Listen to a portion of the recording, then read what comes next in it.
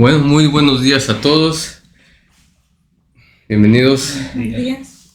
Buenos días, están en Alberto Te Cuenta. En esta ocasión tenemos un gran día y unos grandes invitados, los cuales nos van a compartir sus experiencias y nos van a dar mucha información acerca de un tema que es lo que hay ahorita, hoy día, que es un problema aquí en Estados Unidos y considero que a nivel mundial. Estamos hablando del fentanilo. ¿Sabían ustedes que 150 personas al día están muriendo por causa de un uso indebido del fentanilo? Esto son estadísticas según el CDC, que es el Centro de Control y Prevención de Enfermedades aquí en Estados Unidos. Bueno, entonces no se pierda esta entrevista, que comenzamos. Bueno, buenos días. Voy a comenzar por presentarlos a cada uno de ustedes y a nuestro público que nos está viendo atrás en pantalla. Les damos la bienvenida y el agradecimiento a estarnos acompañando aquí. Bueno, vamos a comenzar con el doctor Yasmani Espinosa Mejías, egresado de la Universidad de Ciencias Médicas de Cienfuegos, Cuba. Alta distinción, título de oro, especialización en medicina física y rehabilitación, especialización en medicina general integral. Bienvenido. Gracias. Posteriormente estamos con Wilson Cabrera, licenciatura en contabilidad y economía, un masterado en administración pública, Wall Street contador, podemos decir agente de la aplicación, la ley en diferentes estados como New York, en Georgia y otros estados más, y agente de aplicación de la ley a nivel federal. ¿Estoy bien? Correcto. Ok, bienvenido. Gracias. Tenemos también con nosotros a Diana Milena Galindo Giraldo, psicóloga egresada de la Universidad Piloto de Colombia, Bogotá, D.C. Diagnóstico psicosocial, elaboración de proyectos en capacitación sobre temas de prevención al consumo de sustancias psicoactivas y alcohol. Bienvenida. Gracias. Tenemos posteriormente a Wilmer Astete, misionero internacional, que nos va a abrir las expectativas acerca de lo que es la mente, el cuerpo y el alma. Es conferencista también, de igual forma, y tiene un programa de rehabilitación para presos en Perú, que es muy interesante eso también. Bienvenido, Wilmer. Muchas gracias. Bueno, abrimos esta mesa de diálogo con el doctor Yasmani. Yasmani, bueno, aquí la pregunta es, ¿qué es el fentanilo? Porque todo el mundo habla acerca del fentanilo, pero creo que muy pocos hemos conocido o escuchado acerca de esta sustancia. Y los que nos están viendo allá atrás, por favor, escríbanos qué tanto usted conocía sobre esto, sobre ese tema. ¿Nos puede explicar? A ver, el fentanilo, pues, para comenzar, es un derivado del opio, o sea, y entra dentro del grupo de medicamentos que se utilizan para el tratamiento del dolor y en menor medida del tratamiento de la ansiedad. Como derivado del opio, o sea, es similar, obviamente, por ejemplo, a la morfina, a la codeína, a la petidina, que son todos medicamentos que se utilizan o que se deberían utilizar en la cascada analgésica o el tratamiento del dolor. ¿Cuál es la diferencia de fentanilo? O sea, una de las diferencias fundamentales es que, a pesar de ser un medicamento derivado del opio, al igual que todos estos que le había mencionado, puede llegar a tener un nivel de potencia que puede ser hasta 100 veces mayor. O sea, si tú comparas, por ejemplo, el uso de la morfina o de la codeína, que son dos tratamientos que son bien frecuentes en el uso del tratamiento o de la terapia coadyuvante al dolor, te das cuenta entonces que estos medicamentos quedan por debajo del fentanilo aproximadamente entre 50 y 100 veces. O sea que el efecto del fentanilo es un efecto mucho mayor.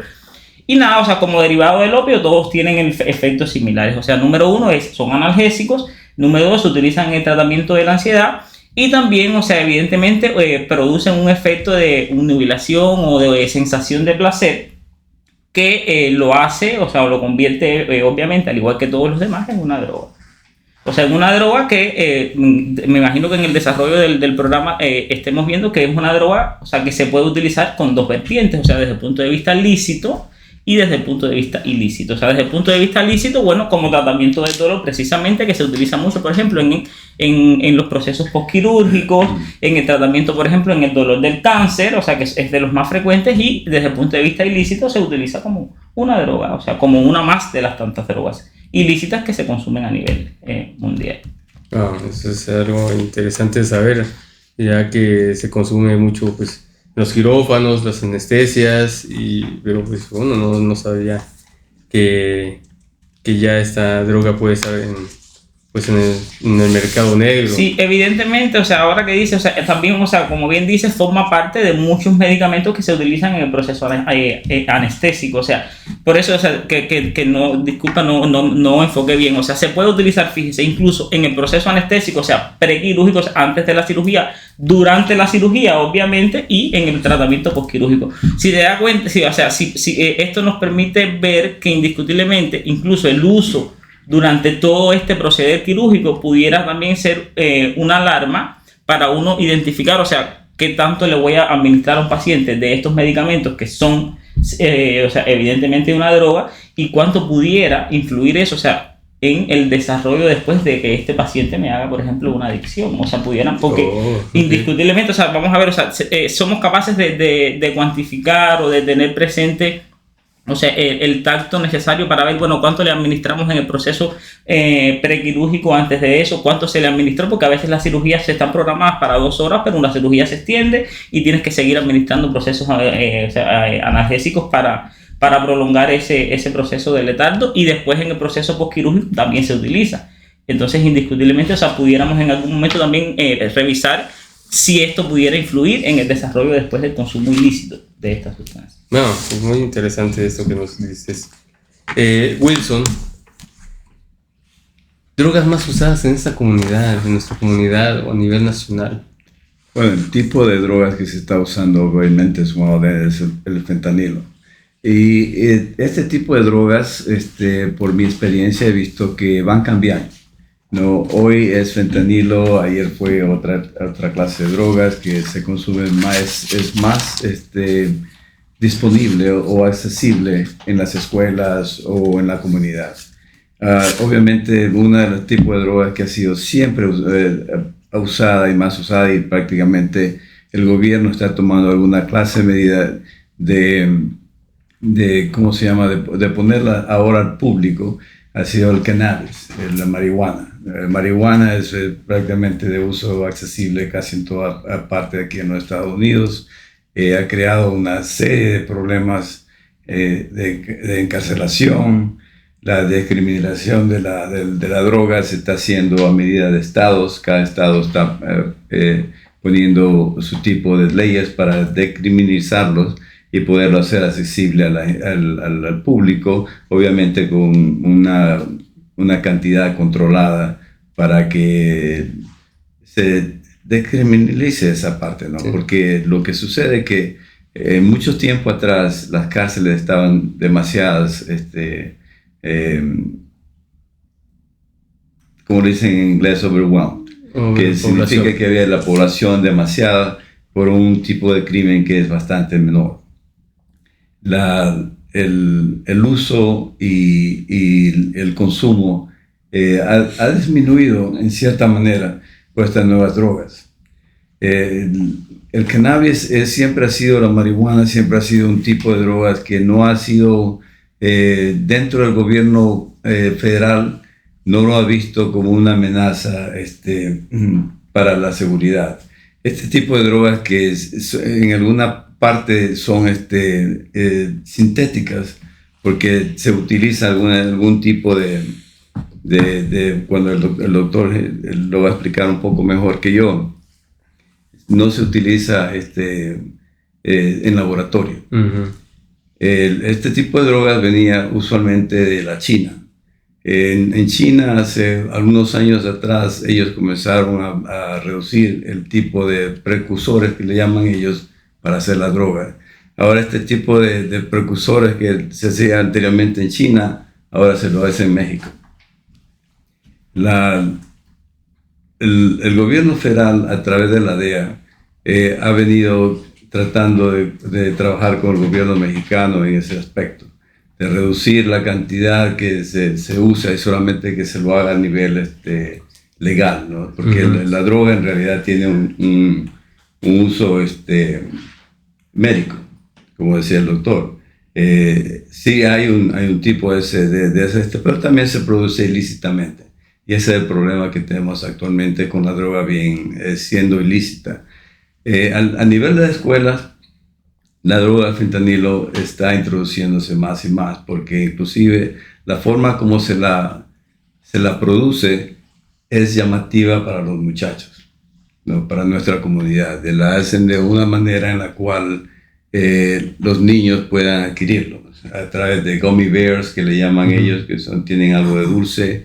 El color de la droga en las pastillas tiene muchos colores para ser llamativo. Entonces ellos creen que al final psicológicamente, después lo va a explicar la psicóloga, no tiene ese efecto, pero tiene un efecto adictivo. Ese es el problema. Le dan un rush, que le llaman ellos al principio, porque es una droga, pero a medida que va disminuyendo ese efecto, la persona va a tener que tomar más, como decía el doctor, más de la droga para poder sentir el mismo efecto. No, ese es algo que al principio lo consume y después lo consume uno el producto, y después el producto se lo va consumiendo a la misma persona.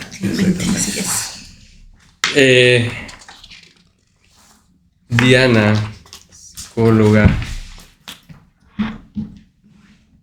¿cómo afecta el consumo de fentanilo físicamente al cuerpo? ¿Y cómo se genera esa adicción? Ok, bueno, es importante entender un poco, como dijo el doctor, que lo que es el fentanilo es una sustancia tóxica que, quiera o no quiera, al ingresar al cuerpo va a actuar como un veneno, ¿sí?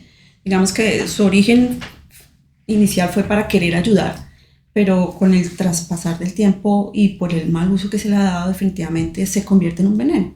¿Por qué se convierte en un veneno? A medida que esta sustancia va a ingresar al cuerpo y hace todo su tránsito, ella de una u otra manera se va a alojar en los tejidos grasos del organismo de la persona, ¿sí? Y en diferentes situaciones que la persona va a presentar, bien sea por la parte del ejercicio físico, bien sea porque tiene una situación estresante, o bien sea porque tiene una serie de preocupaciones, siempre va a tener una descarga de energía. Cuando el cuerpo tiene una descarga de energía, todos los procesos de desintoxicación del cuerpo hacen que se eliminen esas toxinas. Al caer al torrente sanguíneo, lo que hacemos es que en el torrente sanguíneo se vuelve a activar. Entonces, cuando se activa es como volver a tener una necesidad de ese consumo de la sustancia, ¿sí? Entonces, ahí ya estamos empezando a generar la adicción.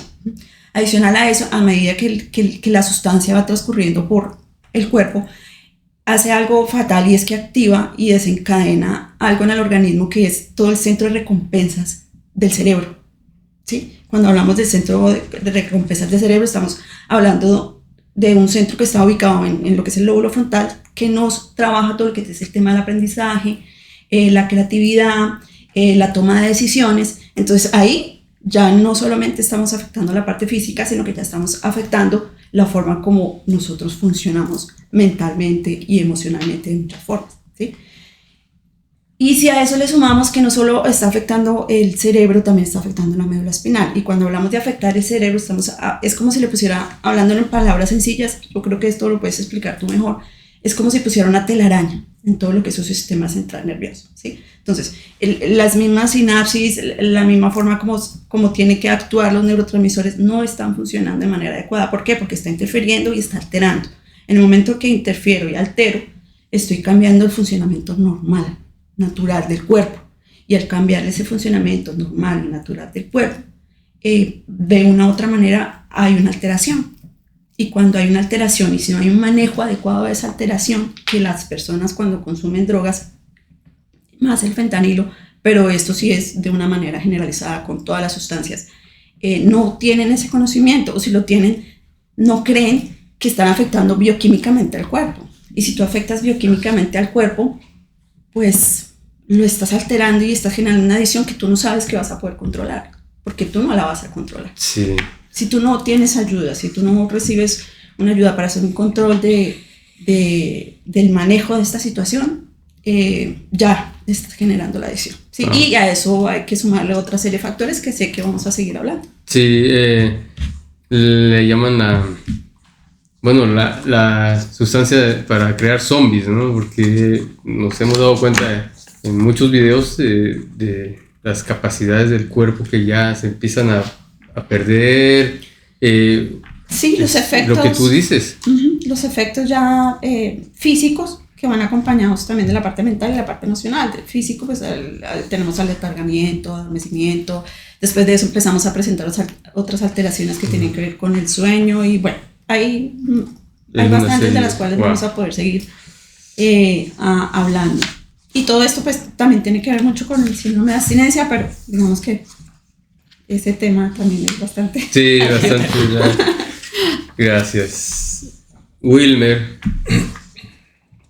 Vaya, esta mesa está muy interesante. Yo realmente pues me está gustando mucho las preguntas, las respuestas sobre todo. Wilmer, con el consumo del fentanilo, ¿qué perdemos de nuestro ser, de nuestra alma, de lo que somos? Bueno, en primer lugar, a veces esto de tocar un poco el tema religioso espanta a muchos, ¿no? Porque hoy actualmente la sociedad, los niños no quieren hablar de religión. Y no hablemos de Dios porque cada uno crea su propio Dios. Entonces, ellos no quieren hablar de esto. Entonces, al ver esto, nosotros tenemos que entender que el ser humano ha dejado la búsqueda por el simplemente hecho de creencia. Entonces, cuando hay creencia, ya no hay búsqueda. Como por ejemplo, yo creo en tal santo y me hace el milagro. Okay, no tengo plata, entonces vamos a rezar a un santito para que me haga el milagro, para que me gane la lotería. Eso son creencias, no es búsqueda. Antiguamente, como en la antigua Grecia, se dio a través de mitos. A través de mitos se daba la explicación, pero no todo el mundo lo entendía, solamente los filósofos lo entendían. No era capaz de entenderlo. Entonces, esta búsqueda de encontrar esta parte de Dios, lo hemos buscado siempre fuera, pero no nos hemos dado cuenta que lo tenemos dentro de nosotros. Y tenemos los contactos dentro de nosotros. Entonces, viendo desde este punto de vista, vamos a entender que si la búsqueda empieza por dentro de nosotros, ya con el uso de drogas, del fentanilo, exactamente nos lleva al sentido contrario. Al sentido contrario. ¿Qué quiere decir? Que ya tenemos una dependencia como para obtener una felicidad, una tranquilidad, ¿no? Como el consumo, por ejemplo, escuchaba hace poco a una entrevista es un peruano, es un actor peruano muy conocido, y en su vida estresante de actor decía que el consumir la cocaína le producía tranquilidad y es paz, es tranquilo, dice, te fumas y no le hago nada a nadie. Exacto. Si a partir de los 35 años nosotros perdemos de 5.000 a 10.000 neuronas por envejecimiento natural, imagínate cuántas neuronas perdemos con el consumo de las drogas. Entonces, si dentro de nosotros, de cada uno de esto, dentro de nosotros, ya no encontramos la conexión con Dios. Antiguamente decían en la India, la glándula pineal es el asiento para comunicarse con el Padre. Por eso le decían el ojo de Dios. A través de esta glándula, ¿ya? Que es un funcionamiento físico, podían llegar a unos chakras que lo tenían, que es un estudio de la India, que lo tenían internamente, y esa era la forma de comunicarse con Dios.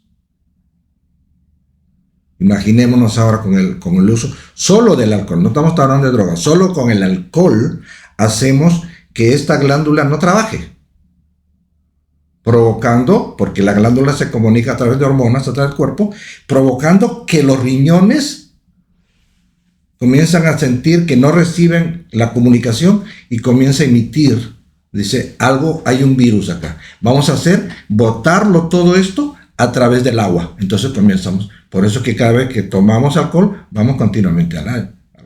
Pero dejamos la comunicación, digamos, desde el punto de vista con Dios separado. Lo teníamos dentro. Ahora imagino, llevémonos a un grado mucho más alto con el consumo de drogas. Por más religión que vayamos, por más iglesia que vayamos, por más santo que creamos, no vamos a encontrar esa parte interna de eso. Eso nos separa. Va a otro camino. Wow. No, realmente, pues es bastante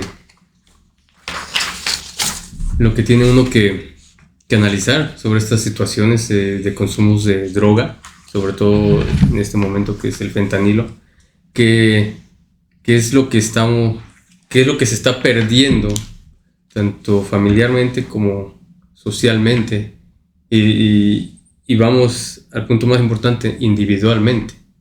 Todos esos valores, toda esa conexión con un ser supremo, superior, interior. Yasmani, doctor,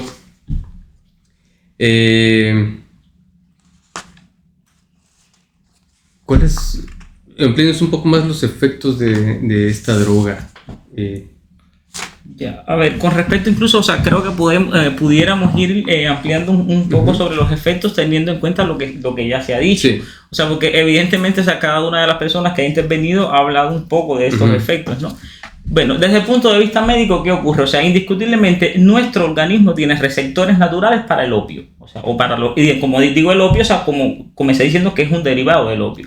Estos receptores, en su gran mayoría, van a estar ubicados o sea, en el sistema nervioso, tanto central como periférico. O sea, digamos, central, el cerebro, o sea, como explicaba la psicóloga, y periférico, o sea, con todas esas conexiones, porque recuerda que tenemos un sistema nervioso periférico que va a todos los lugares, o sea, que comienza a nivel de la médula espinal, o sea, o de la médula oblongada, que es la unión entre el cerebro y la médula espinal, y termina a todos los niveles, o sea, en la punta de los dedos, o sea, se extiende como una red que va hacia todos los niveles. O sea, el efecto es, o sea, llega el derivado del opio, en este caso el fentanilo, y se une a ese receptor, o sea, un receptor propiamente dicho. ¿Y qué va a pasar? O sea, a todos los niveles va a producir efectos. La psicóloga lo decía, que es como una telaraña, y considero que sí es una telaraña, porque, o sea, no pudiéramos decir que bloquea completamente, sí una telaraña. ¿Por qué? Porque permite que cada cierto tiempo puede haber un intercambio, o sea, ¿entiendes? El efecto no es total, sino que es un efecto parcial.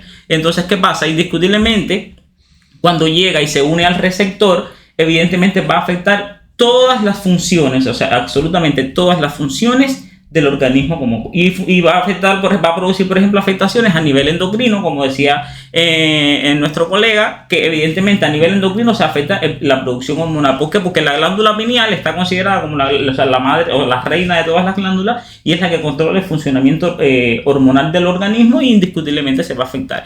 Si además de esto le sumamos, como decía él, que indiscutiblemente uno va teniendo un proceso de pérdida fisiológica de neuronas con el transcurso de los años, y a esto entonces le vamos a agregar que estas sustancias van a matar, por así decirlo, a estas neuronas. O sea, van a matarla de dos formas: destruye la neurona propiamente dicha, y en segundo lugar bloquea las uniones entre las neuronas, que se llaman sinapsis neuroneuronales. O sea, son uniones que se establecen entre neuronas para potencializar todas estas funciones. También le tenemos que sumar a esto, evidentemente, que indiscutiblemente, además de actuar sobre esto, va a impedir la formación de unas estructuras que están a nivel del cerebro, que se llaman espinas dendríticas, y que estas espinas dendríticas tienen una función muy importante, o sea, muy importante en el desarrollo de casi todas las acciones que hacemos en el día. Es por eso que los síntomas, esto fue desde el punto de vista médico. Ahora, para que las personas lo entiendan, desde el punto de vista práctico o desde el punto de vista real, ¿qué es lo que vamos a ver? Bueno, vamos a ver un enlentecimiento de movimiento, lo que decías ahorita, Alberto, y las personas se ven como personas zombies. ¿Por qué? Porque todas estas esferas están afectadas. Indiscutiblemente los movimientos son lentos, las personas van... hay pérdida de la vigilia, o sea, cuando digo pérdida de la vigilia, o sea, es que el centro del sueño se activa y las personas pudieran tener cierto sueño, o tener sueño que pudiera incluso afectar el desarrollo de tus actividades diarias. O sea, a esto le vamos a sumar indiscutiblemente que puede haber alteraciones, por ejemplo, a nivel de la piel. Las personas normalmente pueden estar sudorosas. O sea, hay pérdida de la visión. ¿Por qué hay pérdida de la visión? Porque como actúa a nivel de los nervios o del nervio óptico, indiscutiblemente la pupila va a aparecer contraída, o sea, va a ser más pequeña e indiscutiblemente va a disminuir la visión. Entonces, cuando vamos a ver los efectos del fentanilo como droga, afecta a todos los niveles. ¿Por qué? Porque afecta a nivel físico, afecta a nivel psicológico y afecta a nivel social.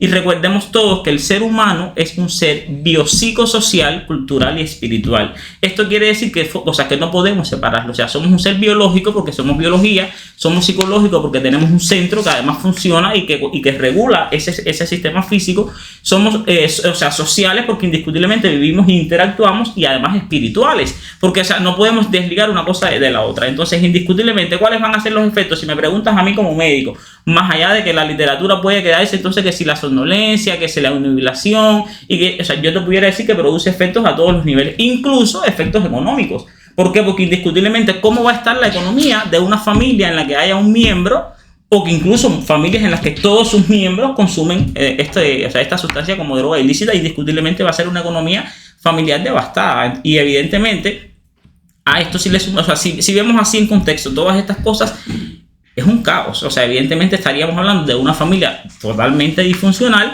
en la que ni siquiera pudieran controlar sus necesidades básicas. Y es evidente entonces que se afectan todos los núcleos. Recordemos todos que a nivel del hipotálamo, o sea, existen una serie de núcleos importantes donde está el centro del sueño, el centro de la saciedad, está un centro muy importante que es el centro de la respiración. Y ahí al ladito está el centro vasomotor. Indiscutiblemente son centros que se afectan muy rápido. Y el centro de la respiración se deprime. Evidentemente, estas personas que van a tener una respiración más lenta, que puede llegar incluso a una de las urgencias o la principal urgencia o emergencia en el caso del uso de fentanilo, que va a ser la depresión del sistema respiratorio.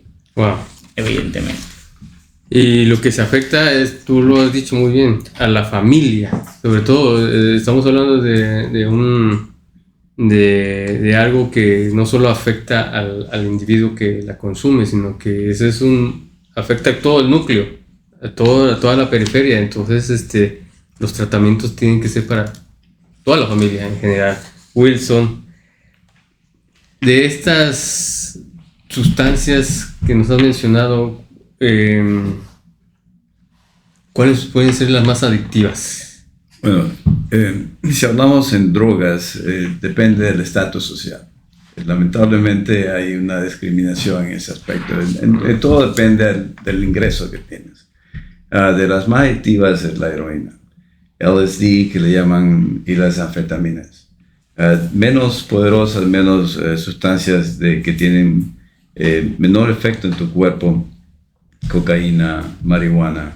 Obviamente el fentanilo está de moda, es muy adictiva si se lo toma en cantidades, el doctor lo puede explicar quizá un poco más en ese aspecto, pero el uso cotidiano, el uso y la sustancia, una vez que entra al cuerpo y se acostumbra, entonces va a haber más adicción en esta droga. Ahora, en el aspecto de la ley, nosotros hemos visto los cambios que existen a través de las drogas. Significa cuáles son las drogas que a las personas que las suplen, las personas que la venden, cuál es el margen de ganancia más grande en esto. Entonces, esas son las drogas que regularmente, como en cualquier mercado, tú tratas de empujar. El margen de ganancia en estas drogas son sumamente altos. Entonces, ellos tratan de empujar no pensando en la persona que la va a consumir por alguna necesidad que tenga. Puede ser una necesidad psicológica, una necesidad biológica porque ya existe la adicción, sino que es cuál es el margen de ganancia para para este crimen organizado que existe. Y por ejemplo, en las drogas, por ejemplo, el fentanilo, una inversión que tú podrías hacer de unos $3,000 a $5,000 te puede dar alrededor de más de $200,000 a $300,000 fácilmente, en menos de, dependiendo qué tiempo de crimen organizado tú tienes para empujar esas drogas en tu mercado. Regularmente la droga viene pura, o se trata de consumirla lo más pura posible. Cuando tú tienes esa droga, tú después le haces otros procesos más. O sea, lo vuelves otra vez a aplastar, lo vuelves a hacer polvo, le agregas otras sustancias más adictivas, y lo que haces es, porque por cada píldora que tenías, tú sacas 7 a 10. Y así sucesivamente en otro mercado que lo acoge, ya cuando va al consumidor, estás realmente consumiendo drogas que tienen demasiada potencia y hacen demasiado daño al cuerpo, no como originalmente fue producida para tener un uso médico. Es muy interesante. Vamos a parar un poquito. No me lo pares, así déjalo, por favor. No, tengo algo que traer. Denme un minuto. La bolsita de azúcar que te pedí a ti. Nos olvidó.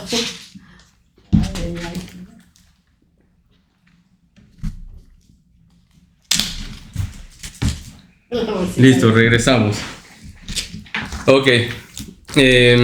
Wilson y compañía. Aquí tenemos una bolsita de azúcar. Esto lo estaban explicando muy detalladamente y me pareció necesario también ponerlo aquí ante cámaras. Esto equivale a 1 gramo, 1000 miligramos. Entonces, según los estudios, aquí hay 500 dosis. 500 dosis en esto. Eso es Terrible. eso es terrible. Terrible. Eso es terrible. Solo 2 miligramos. 2 miligramos son suficientes para causar una devastación en una persona. Alberto, este tipo de drogas son no en su forma natural en la cual fue creada. La forma como se utiliza la droga no es como tú dices, no es algo puro. Esta droga tiene diferentes procesos. Ellos le llaman steps. Y cada paso que le das, dependiendo de dónde viene, lo mismo sucede con la cocaína. La cocaína viene del cartel, viene en su paquete, nosotros sabemos de qué cartel pertenece.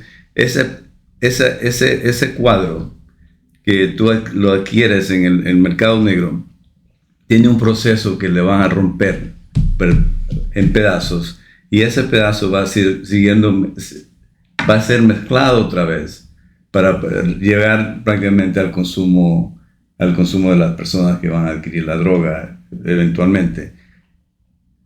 Este tipo de droga, cuando está preparada, no tiene tanto, es potente, pero los pasos que le han dado para mezclarla le hacen más daño al cuerpo, porque utilizan algo que se usa comúnmente, el Drano, que se utiliza para limpiar cañerías y todo.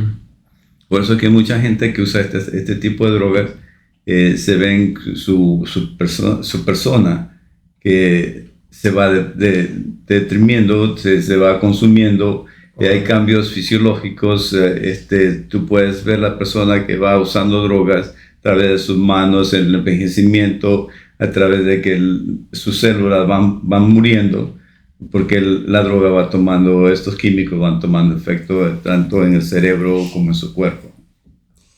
Uy, es terrible esta situación, y creo que estamos aportando con esta información pues un granito arena a la construcción de un muro para tratar de prevenir y parar estas adicciones realmente. Diana, psicóloga Diana, emocionalmente, ¿qué sucede cuando una persona consume fentanilo? ¿Cuáles son sus sentimientos? ¿Qué hace? Pasa de todo, digo yo. Bueno, emocionalmente, antes de eso, es importante tener en cuenta que el ser humano funciona también con su mente, ¿no? Entonces, su mente almacena en su cuerpo las situaciones vivenciadas a través de todo lo que tiene a su alrededor. Significa que lo hace también a través de los sentidos, ¿sí? Entonces, al almacenar esa información a través de los sentidos, la almacena por cuadros de imágenes de acuerdo a sus vivencias, ¿sí? Entonces las vivencias están un poquito atadas con las sensaciones que las personas están teniendo en su día a día con las diferentes situaciones. Cuando yo consumo esta sustancia, el fentanilo, estoy almacenando esa información con todo lo que pasó en mi entorno. Cuando ya lo hago de una manera compulsiva, cuando ya lo hago por adicción, ¿sí? No de pronto por una situación médica, sino cuando yo soy adicto ya a lo que es la sustancia como tal. Entonces, cuando yo almaceno en mi sistema central nervioso, mi cerebro, esa información, lo estoy almacenando con todos mis sentidos. Emocionalmente, ¿qué pasa? Emocionalmente, su sistema ya no va a funcionar igual. ¿Por qué? Porque como él tiene una alteración donde hay una telaraña, emocionalmente, las sensaciones que está sintiendo no son las reales, ¿sí? No es lo que es en sí, lo que la persona está vivenciando, ¿sí? Entonces, se empiezan a crear una serie de falsas emociones, ¿sí? Entonces, si yo soy una persona triste, cuando consumo fentanilo voy a creer que soy una persona feliz, ¿sí?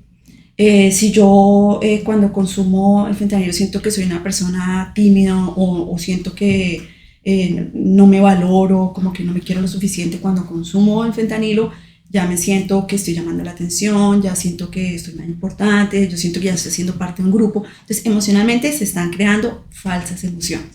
Si yo estoy creando falsas emociones, eso en el organismo mental, física y emocionalmente y espiritualmente va a generar una necesidad porque yo no quiero sentir ciertas emociones. Cuando pasa el efecto, yo no quiero sentirme triste, no quiero estar deprimido, no quiero sentir que no valgo la pena o que estoy haciéndole un daño a mi familia porque de una otra manera, como se hablaba hace un momentico, aquí ya vemos alterados todo el entorno de la persona, hijos, papá, mamá, familia.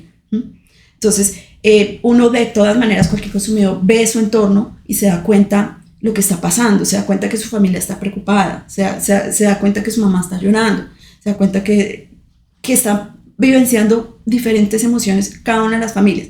Y en él también va a empezar a acarrear ese tipo de situaciones, el sentimiento de culpa. Entonces, hay una alteración completa del funcionamiento normal de las emociones, ¿sí? Y el daño más terrible es que se están creando falsas emociones. La persona está creyendo que con el consumo de fentanilo está solucionando esas situaciones que a nivel interno no va a poder solucionar, que es lo que normalmente hace que una persona consuma drogas, y es la necesidad de solucionar algo en su vida que no ha solucionado. Sí, lo que no podamos solucionar conscientemente va a ser muy difícil haciendo uso de algo externo. Desafortunadamente. Sí, exactamente. Wilmer, ¿por qué es tan difícil que, como ya lo estaba mencionando ahorita la psicóloga, que un adicto se conecte con el ahora? Imaginémonos. Para nosotros es difícil. Nosotros vivimos en un sueño y lo programamos.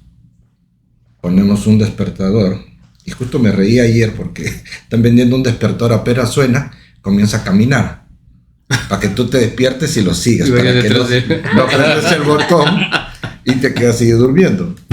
Entonces nos programamos.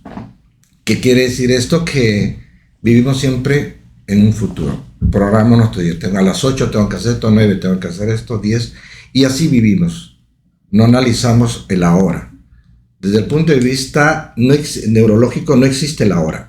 Siempre la mente está en el pasado, para recuerdo, o en el futuro lo que va a ser. El ahora es muy difícil. Para los hindúes sí sí hay el ahora, pero es a través del momento. Hay que recordarse para que esto se vuelva un hábito. Si para nosotros es difícil el ahora, conectarse con el ahora, imaginémonos, para un drogadito de fentanilo o un drogadito de cualquier especie, no hay el ahora. Es un sueño. Es provocar esa parte de... provocar esa, digamos, esa parte de hormonas de la felicidad en nuestro cuerpo, en un torrente sanguíneo alto, en una cantidad alta, y nos hace vivir una tranquilidad y un sueño y todo aquello. Entonces, para un drogadicto es difícil vivir el ahora. Ellos van a vivir más que todo en su fantasía, en su sueño y sintiendo eso. Es totalmente difícil para nosotros encontrar el aquí y el ahora, y para una persona que está metida en esto y para todo el mundo, pues es mucho más. Y así nos alejamos más. Esto nos aleja más de la realidad. Esto nos aleja más y nos olvidamos totalmente. Sí. Wilson.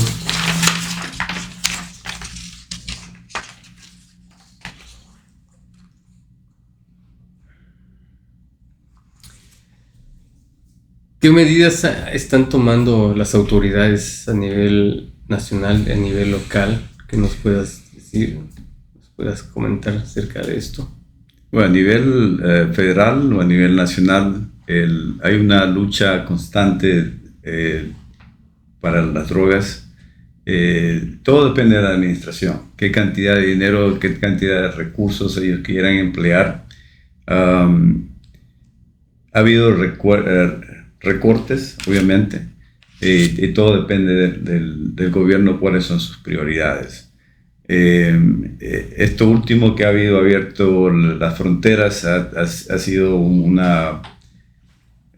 ha causado un daño tremendo en lo que se refiere a las drogas. No voy a hablar de la parte migratoria de ese aspecto, pero sí de las drogas. Porque sí es verdad que mucha gente migra a este país por varias razones. Una de ellas es económica, buscando empleo, buscando una forma de vida. También los carteles y estas organizaciones también usan ese medio para impulsar más drogas, ¿no? Para la gente que vengan ellos. Y nosotros hemos perdido control de muchas de esas personas que se han infiltrado ahora dentro de los estados que son parte del cartel. Obviamente esto en los próximos años que venga se va a ver otra clase de crimen organizado que se han infiltrado ahora mismo aquí en los Estados Unidos. A nivel local, todo depende de los recursos que tenga la ciudad. Todo depende de los recursos que tenga la comunidad para poder gastar esto puede ser a nivel de condado, puede ser a nivel de ciudad, en la cual, por ejemplo, las ciudades más grandes que tenemos, la ciudad de Atlanta, ha considerado su alcalde que, por ejemplo, necesitan emplear sus recursos en otra manera y no directamente al uso o al combate a las drogas. No enfocarse Sí, totalmente. entonces ha habido una especie a nivel nacional de que reducir la cantidad de ingresos que tiene cada comunidad a law enforcement, que le llama a ellos, ¿no? A lo que es la policía. Y eso ha causado un problema social en algunas de estas ciudades, en las cuales ha venido el crimen organizado o el crimen local, tanto pequeño como grande, ha crecido, ¿no? Entonces ellos están tomando otras medidas otra vez para compensar esa falta que existe ahora mismo en sus presupuestos. A nivel local, yo he hablado con oficiales que se dedican a la lucha antidrogas y tienen la mejor disponibilidad de ellos de poder hacer su trabajo, pero obviamente todo está restringido, Están limitados limitado en ese aspecto, ¿no? Las cortes y las leyes reflejan nuestra sociedad, lo que estamos viviendo ahora mismo. Nuevas leyes se crean, se mandan al Congreso, a nivel local igual leyes a nivel estatal se crean, reducen la cantidad de tiempo que la persona puede estar encarcelada dependiendo de si es para uso, si es para venta. Entonces, en ese aspecto, el gobierno tiene algo de ¿cómo se llama?, de control, pero no, cada estado es independiente. Por eso tú verás que en algunos estados como más liberales, como Nueva York, California, las leyes son diferentes a estados más conservadores como este que tenemos aquí en Georgia. Wilson, nosotros como comunidad debemos de ayudar a combatir esta situación. No solo el gobierno, darle todo el trabajo. Nosotros tenemos mucho que hacer también. Y en este aspecto, ¿qué considera que nosotros como comunidad podemos aportar para prevenir estas situaciones? Una de estas cosas son este tipo de reuniones que tenemos. Tenemos que darle a la comunidad información. Primeramente esa es una. Otra, a nivel de familia. Estos problemas, en algunas familias que tú ves, estos problemas son muy acentuados y en otros no. La psicóloga podría hablar un poco quizás más en ese aspecto, pero es como tus costumbres, tus raíces, tus principios, ¿no? Si tú lo ubicas a nivel familiar, que es el primer núcleo de la sociedad, tu familia, vas a ver que tú puedes cambiar muchas cosas. Obviamente cada cosa que tú puedas tocar es importante. De estar envuelto en las escuelas, hacer que tu voz sea escuchada, ¿no? Envolverse en las cosas. Lo que sucede es que en nuestra sociedad, en la manera como vivimos actualmente, no nos envolvemos en eso. Entonces es una vida muy ocupada, como decía aquí, ¿cómo se llama? Wilmer. Nosotros vivimos una vida muy ocupada, muy programada. Entonces nos limita la cantidad de tiempo que tenemos para hacer cualquier actividad. Hay en familias, obviamente, que sí se involucran en el aspecto de criar a sus hijos, de envolverse con ellos, de llevarlos a la escuela, de ver qué actividades ellos tienen, de saber quiénes son sus amigos, qué es lo que hacen. Lamentablemente, en nuestra sociedad, en la forma en la que vivimos, no hemos separado de ese aspecto. Entonces, de ahí, yo creo como padre, como amigo, como hermano, tenemos que envolvernos un poco más para poder cambiar este círculo negativo que afecta a nuestra sociedad. Claro. Psicóloga, hablando de construir familias, estructurar comunidades, ¿qué nos dice al respecto de la aportación que puede hacer una familia bien estructurada o bien organizada, bien informada a la sociedad respecto a las adicciones? Bien, lo acaba de decir Wilson, sí es clave y es importante que en el núcleo de la familia se generen todos esos procesos de amor, empezando por ahí. En la medida que tú das amor, valoras lo que cada persona es en su ser como tal, lo alimentas cada día, vas a hacer que esa persona que está ahí crezca con mejores valores, con mejor conocimiento de sí mismo, con más valor de su estima. Y eso va a ayudar de una u otra manera a que todas las situaciones que están en el entorno, porque las personas siempre van a estar expuestas, las familias siempre van a estar expuestas, los niños siempre van a estar expuestos, todos siempre vamos a estar expuestos a todas las situaciones que se dan día a día en la vida, ¿sí? Entonces está la televisión, están los celulares, están los computadores, todo eso hace que las personas se contaminen, ¿sí? Entonces allí también llega mucha información de que el consumo, que esta droga te hace sentir mejor, que con esta te hace sentir mejor, que esta te da más felicidad, que con esta estás y haces parte de este grupo de amigos, ¿sí? Entonces, cuando yo digo que que tratar de generar ese amor en la familia, es ese amor, pero con respeto también hacia los niños, ¿sí? Porque a la medida que yo también estoy programada, que tengo que cumplir un horario, que tengo que cumplir, tengo que pagar una renta, tengo que comprar lo que ellos necesitan para alimentación, eso hace que tú te desconectes un poquito, no vivas en el aquí y en el ahora. Cuando tú estás aquí en el ahora, estás presente y te das cuenta qué le está pasando a tu hijo, qué le está pasando a tu esposa, qué le está pasando a tu esposo, ¿sí? Entonces uno tiene que estar más atento a los detalles, al compartir, a la cotidianidad, ¿sí? Entonces es una de las cosas vitales que sí hay que hacer en fortalecer un poco más esas cosas que son tan sencillas, porque si tú me escuchas y hacen parte del día, es demasiado sencillo, ¿sí? Pero son las que le dan el valor y fortalecen realmente los valores y la autoestima en las personas al interior de su familia, ¿sí? Y es importante que como padres, que como familia, por lo menos le pongamos el nombre. O sea, sí, yo necesito que para mí es importante que mi hijo, yo como mamá y como psicóloga, que mi hijo en su vida crezca con estos tres valores, ¿sí? Que va a ser el respeto, que va a ser la comunicación, que va a ser saber escuchar, que va a ser comprender, y que así como yo lo digo, lo haga.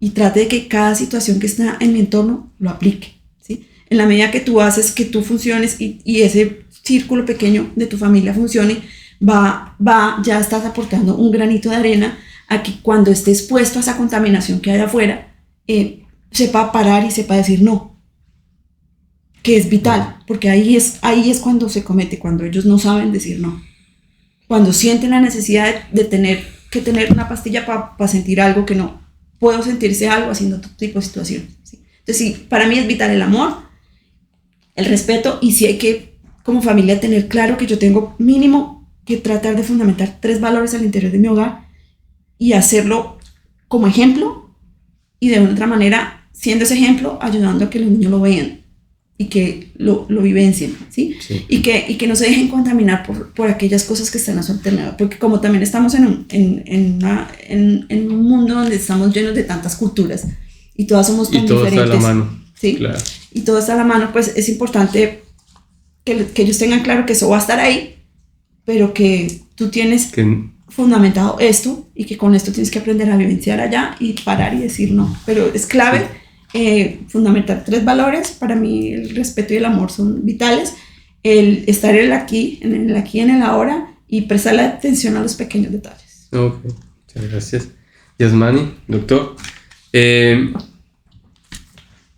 ¿cuánto debemos de saber de drogas en la casa? Bueno, Alberto, o sea, yo pienso que cada día más.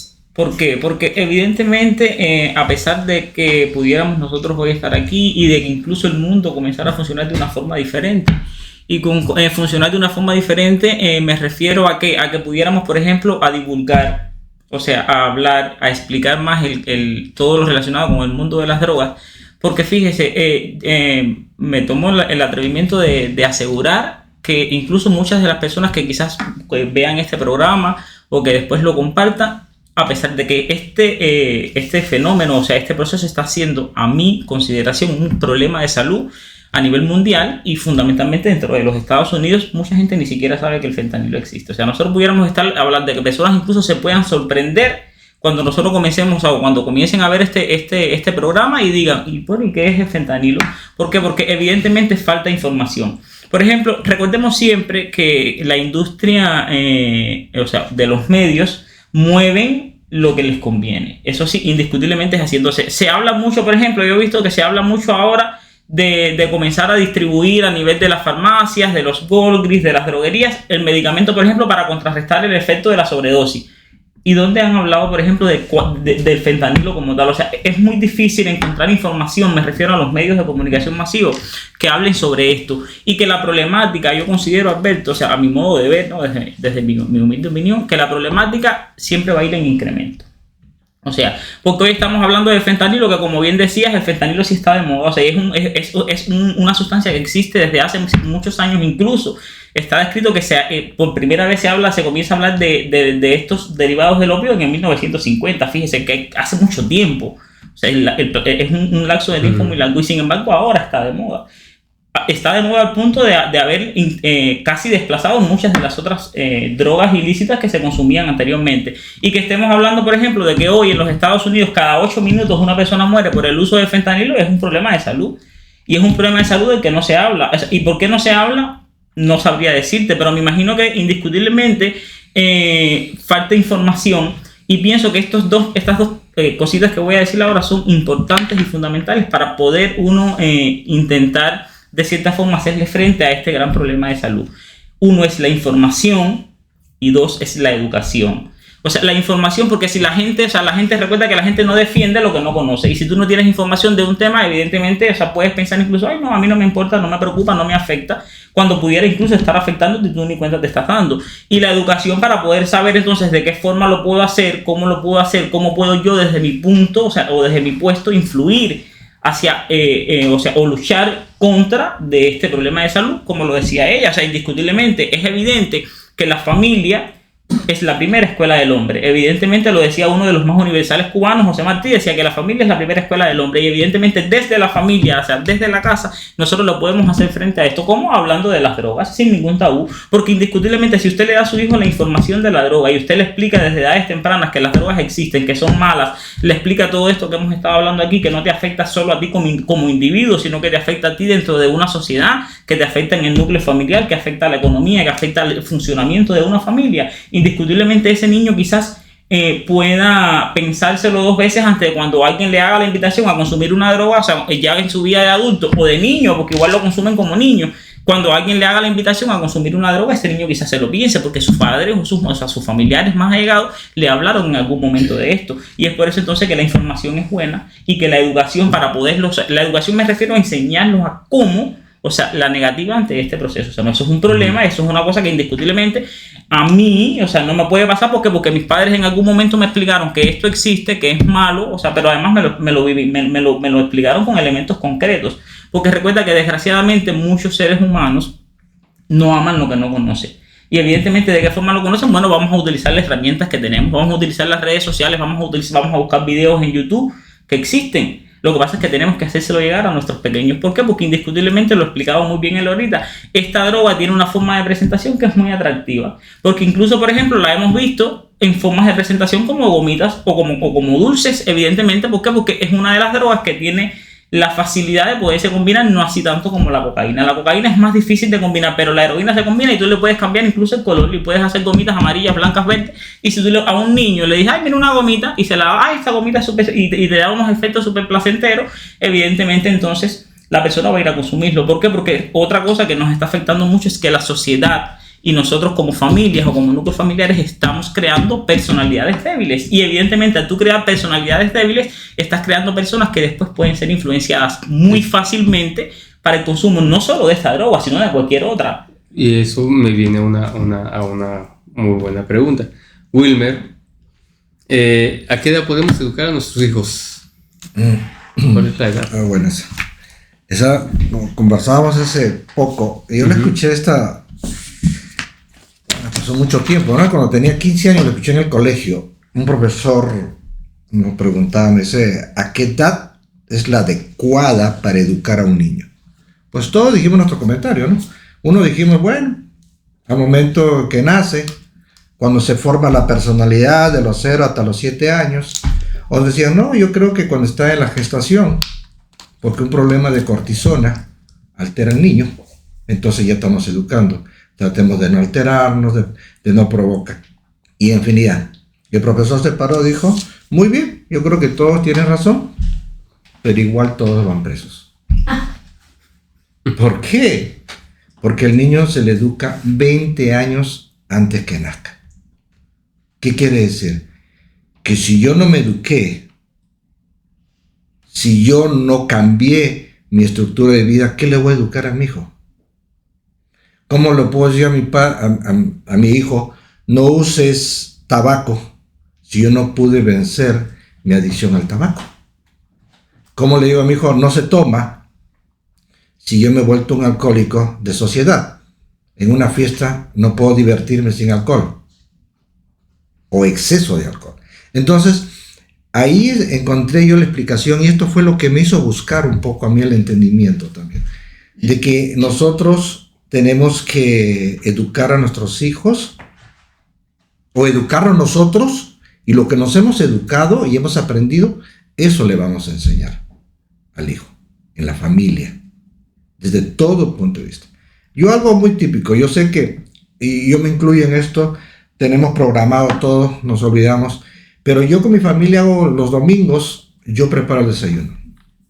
Tempranito, preparo mi desayuno, y a las 11, 12 al mediodía, todos a la mesa, ahí sentados, ¿no? Y a veces invitamos a algunos amigos, y sin celulares, dejamos el celular a un lado, y hacemos una reunión, y que cada uno aporte algo, pero lo trato de introducir yo, la reunión.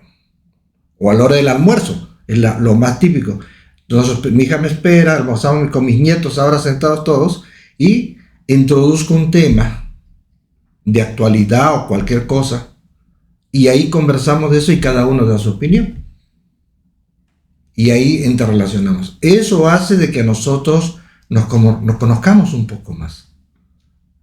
Nos integremos un poco más a través de que todo esto está... O sea, la educación no acaba. Empezaste tú hace 20 años porque yo cambié mi forma de pensar, cambié mi genética, mis hábitos se cambiaron. Eso lo heredé a mis hijos heredan eso, y así sucesivamente. Si tú lo puedes ver hasta en la Biblia, dice, Juan viene de tal familia, y todos vienen de la descendencia de Abraham. Entonces vemos que la genética es importante. Los genes, lo que heredamos de los genes es importante. Si yo consumí droga, digamos, en una determinada edad de joven, y después lo dejé, me va a ser más difícil cambiar para no dar esa herencia a mi hijo, pero lo puedo hacer.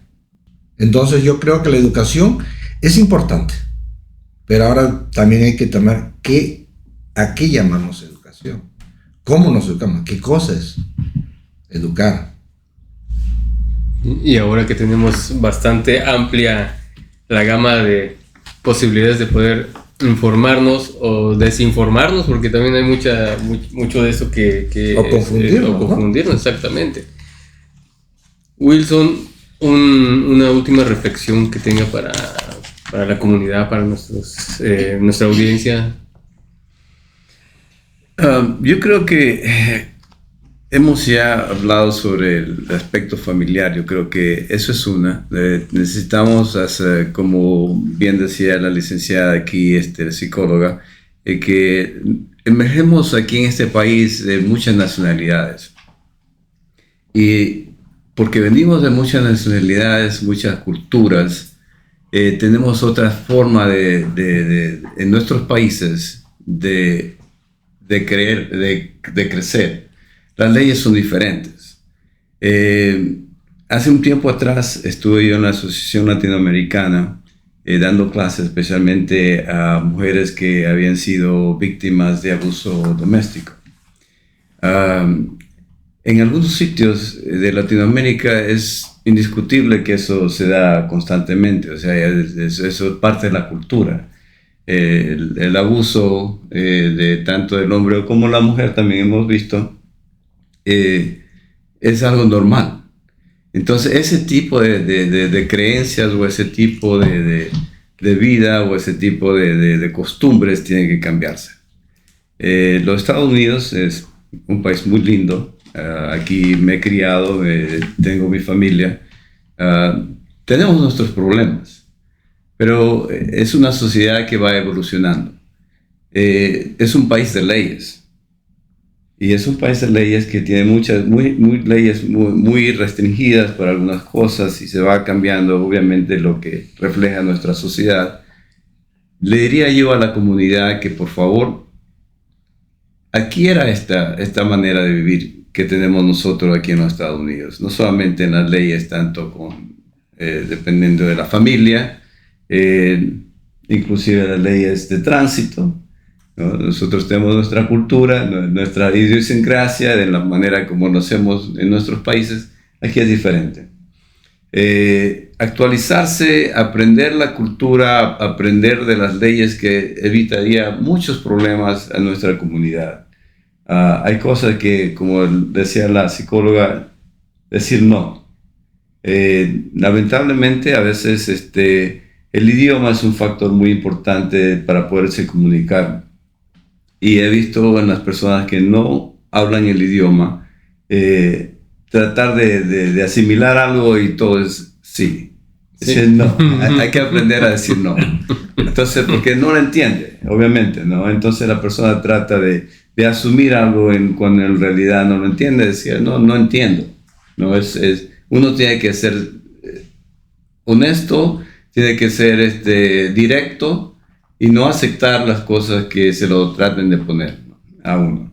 Yo creo que en ese aspecto tenemos mucho trabajo que hacer, especialmente ahora que tenemos un flujo más de personas que vienen constantemente a través de la frontera, que desconocen nuestras leyes. Creo que el gobierno tendría que tener un poco más de control en ese aspecto, educando a nuestra comunidad.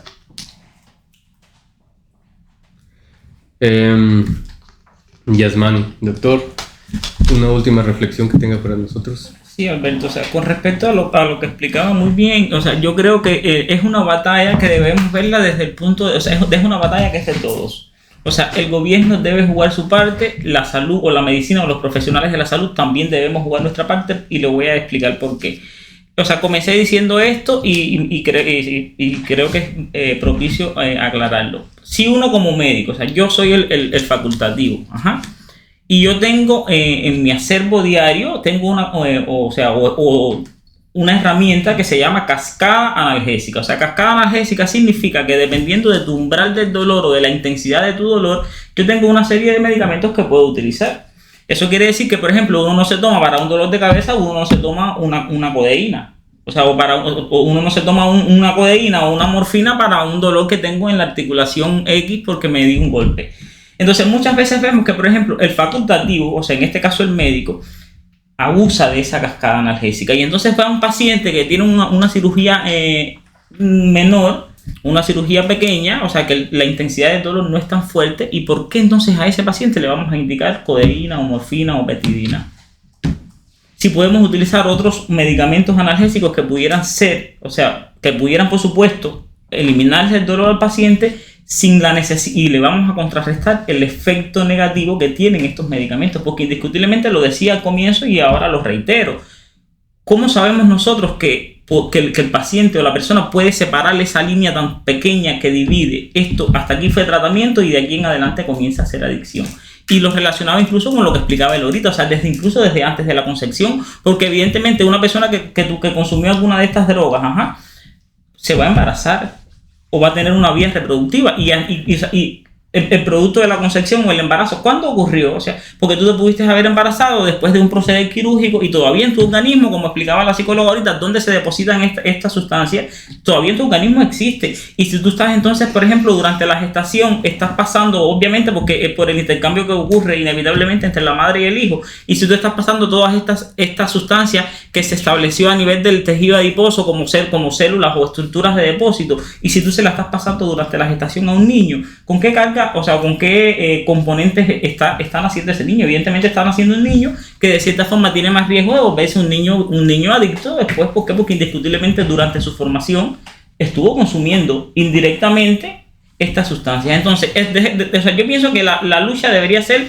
multifactorial, o sea, debería ser una lucha en la que el gobierno, o sea, evidentemente regule o controle, o sea, un poco más, pero que también informe o que también, o sea, exhorte a las grandes plataformas o a los grandes medios de comunicación, que a veces actúan como medios de descomunicación, porque lo que hacen es desinformar, o a veces lo que hacen es decir las verdades a media, o te dicen o te dejan mentiras ocultas, o sea, y comienzan entonces a cambiar ese rol social que es el de informar, y comienzan entonces a desinformar a las personas. Y pienso que el gobierno sería, por supuesto, el facultativo o el encargado de poder quizás fomentar de cierta forma, porque tiene los recursos, el hablar de esto, quizás el incorporarlo. Claro, sé que es un tema complejo y que es difícil, pero incorporarlo quizás, por ejemplo, en los planes de estudios, quizás en las escuelas haya que ir y hablarles entonces a los niños de que el fentanilo mata, o sea, a su nivel, obviamente, que el fentanilo mata a una persona cada 8 minutos en los Estados Unidos.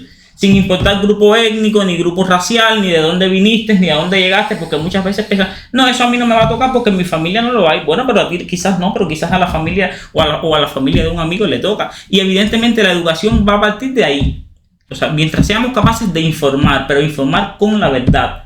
O sea, informar con ciencia, o sea, con ideas veraz y real, seremos capaces entonces de contrarrestar este gran efecto y de poder entonces hacer que este gran problema de salud que existe hoy, que es real, que es palpable, que es evidente en los Estados Unidos y en el mundo, pudiéramos hacer que dentro de unos años o dentro de unos meses quizás pudiéramos estar hablando de que de cierta forma se disminuye. Pero es un proceso indiscutiblemente que debe ser multifactorial, o sea, todos los factores en disposición de esta lucha. De lo contrario, no creo que se pueda lograr.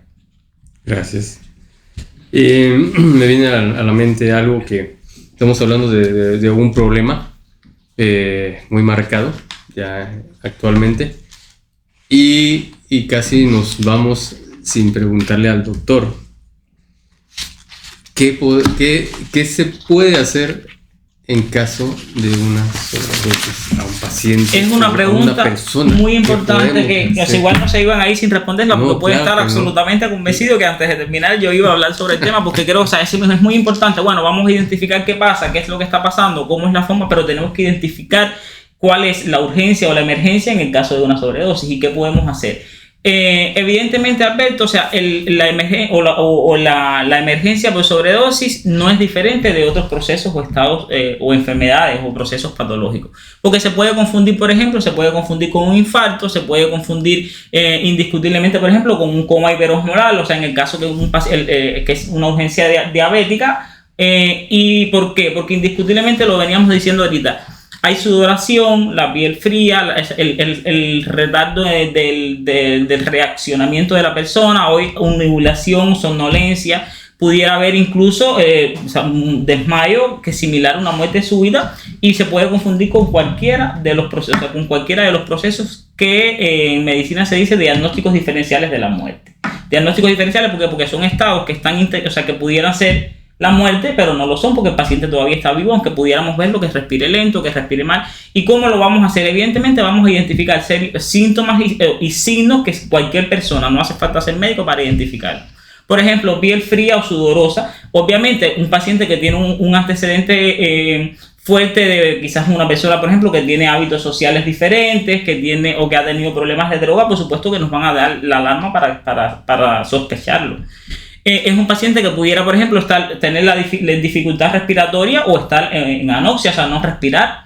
Y las pupilas pudieran ser, o sea, porque yo siempre digo las pupilas porque es uno de los síntomas clínicos, pero que muy difícilmente una persona que no esté entrenado te puede coger con la linterna de un celular, mirarte la pupila y no ver nada. ¿Por qué? Porque las pupilas son puntiformes, o sea, son pupilas que se hacen bien pequeñas, pero no todo el mundo lo puede hacer. Entonces, evidentemente, ¿dónde está la clave del éxito ante el desarrollo favorable de un paciente o una persona que está teniendo una sobredosis?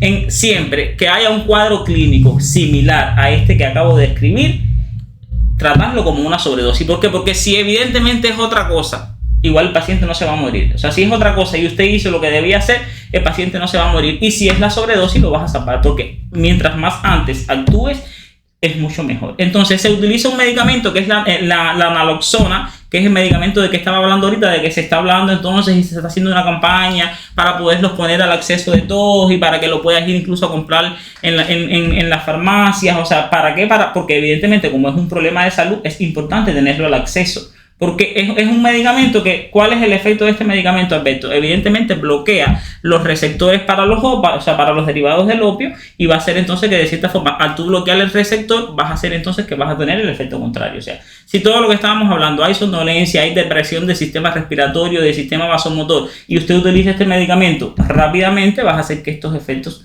o sea, vas a contrarrestar estos efectos y vas a hacer entonces que la persona pueda tener o salir de la urgencia. Siempre recordar que es una emergencia médica y que requiere de la acción de profesionales. Evidentemente, aunque nosotros podamos dar los primeros auxilios, aunque nosotros podamos brindar quizás con nuestro conocimiento básico esta prestación de este servicio, es una urgencia médica y lleva, por ejemplo, ahora que estamos en los Estados Unidos, lleva a llamar a los servicios de urgencia médica, o sea, el 911. Pero en lo que llega o no llega el 911, si está el medicamento, se lo vamos a administrar. Así que ya saben, Evidentemente. ya nuestro público, nuestra audiencia, llame al 911, llame al experto. Si usted tiene la capacidad de prestar primeros auxilios, hágalo, pero siempre contacte con las personas indicadas, con los expertos, por favor. Psicóloga, su última reflexión, por favor. Bueno, es importante ya cuando una persona se ha detectado que es consumidora, que tiene un problema de consumo de fentanilo o cualquier otra sustancia, es importante siempre buscar una ayuda profesional, ¿sí? Dos, entender que la persona nunca va a aceptar fácilmente que tiene un problema de consumo de drogas, ¿sí? Eso siempre va a ser así, o sea, que como familia y como personas que tengamos alrededor, entender que esa persona no la va a poner difícil porque para él ya está siendo difícil, ¿sí? Entonces, ¿a qué voy con esto? Que no tenemos que bajar la guardia y nunca bloquear la ayuda, ¿sí? Decir, yo me canso de que la familia diga se cansa, que ya le da muchas oportunidades, ya he hecho esto y sigue igual, ¿sí? Estoy hablando ya de una persona consumidora. No hay que cansarse porque la persona está atrapada, ¿sí? Ya hablamos aquí un poquito de todo lo que le pasa, física, mental, emocional, espiritualmente, ¿sí? Entonces, necesita la ayuda. Entonces, de afuera tenemos que hacer todo lo posible para que la persona llegue a un punto de entendimiento y quiera esa ayuda, ¿sí? Entonces, siempre hay que buscar la ayuda. Como bien lo dijo el doctor, es verdad, al interior de la familia es clave la educación, ¿sí? Clave la comunicación. Hay que comunicar todo, lo que siento, lo que no siento, lo que sí, lo que no. Es importante la comunicación.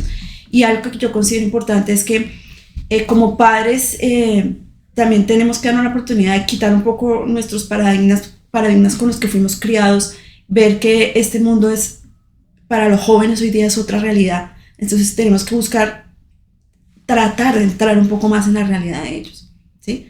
Para que podamos llegar un poquito más a ellos y así llegando un poquito más a ellos les va a llegar la información, porque créanme que los chicos tienen la información, sino que es muchas veces la forma en cómo les llega la información. Sí, claro. La que no hace que para ellos sea real y verdadera, ¿sí? Y si no es real y verdadera, pues lo van a tomar como esto no me afecta a mí, esto no me importa, esto no me interesa, y a la final de pronto puede que sí, ¿sí? Entonces sí es vital la educación, es vital la comunicación, siempre es vital ayudar, buscar de todas las formas, todas las fuentes que tengan alrededor. Si yo como familia no lo pude, de pronto miro al amigo, de pronto miro al profesional. Siempre tengo que buscar personas a mi alrededor que traten de ayudar a que saquemos a esa persona de allí, ¿sí? Porque si saco a una persona, va a haber una persona menos que también va a estar fuera, ¿sí? Lastimando, dañándose y también dando como ese ejemplo a otros o ofreciéndole a otros, o bueno, vamos a contribuir a que sea mejor. Y por otro lado, yo quería hacer una anotación con relación a lo que es el síndrome de abstinencia, y cuando una persona ya ya es consumidor, ya va a buscar la ayuda. Para mí es, digamos, como a manera de recomendación importante, cuando una persona vaya a hacer un proceso de rehabilitación o desintoxicación, que lo haga de forma natural, que no vaya a cambiar una sustancia por otra sustancia, ¿sí? Porque el cuerpo tiene la capacidad, si ya no hay una alteración mayor, que ya este es otro tema y que el médico seguramente nos ayudará mejor, si no hay una alteración mayor, el cuerpo puede hacer un proceso de desintoxicación, pero es importante hacerlo de manera natural, no cambiar una sustancia por otra sustancia tóxica. Un punto ¿sí? muy importante. Eso. Muchas gracias. Wilmer, su última reflexión. Bueno, yo creo que me voy a enfocar un poco como una reflexión a nosotros los padres. Que no nos olvidemos de llevar siempre a los hijos como padres de familia, introducirlos a lo que es, por ejemplo, la salud a través del ejercicio.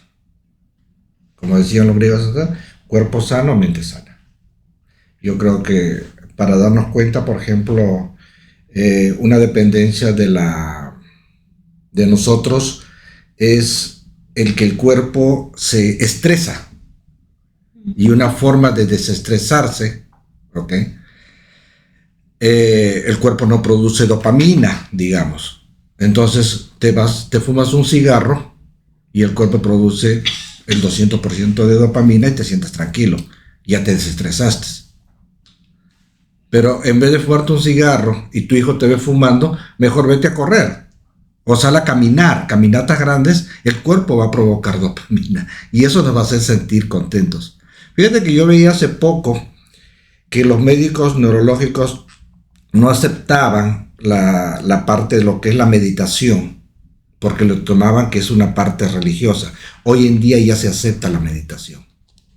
Se hizo, podemos buscarlo en Google, el hombre más feliz del mundo. Viene a ser un tibetano, un monje tibetano, que también lleva, es físico, sí, es científico, y él se prestó para unos estudios en el cual, a través de la meditación, él llegaba el cuerpo de él a soltar 1500% de dopamina. Wow. Una felicidad incalculable, pero consciente, en el cual tú lo puedes dominar. Entonces nosotros podemos ver que a través de la educación, ya sea yoga, sea meditación, sea caminatas, sea correr, incentivar esto a la juventud, a nuestros hijos, a todo el mundo, esto nos va a llevar a ver otra clase de realidad. Ese sería mi aporte. Muy interesante el aporte de todos aquí y les agradecemos en Alberto Te Cuenta su aportación. Allá tras de cámaras, Margarita, Gio, también que nos acompaña, y a todo nuestro público. No nos vamos antes sin decir que agradecemos a Key, que es una empresa de ingenieros de construcción y renovación de medio ambiente. Agradecer por las instalaciones que nos ha prestado este momento. Y también tengo otra información que darles. En este momento, pues, como ya tenemos hambre, nos vamos a ir a Don Bonachón. Así que ahí están la invitación y está la dirección para que asistan en una muy, muy rica comida. Bueno, sin más por el momento, pues amigos, esto es Alberto Te Cuenta. Muchas gracias a todos. Gracias. La foto. Ay, no se olvidó la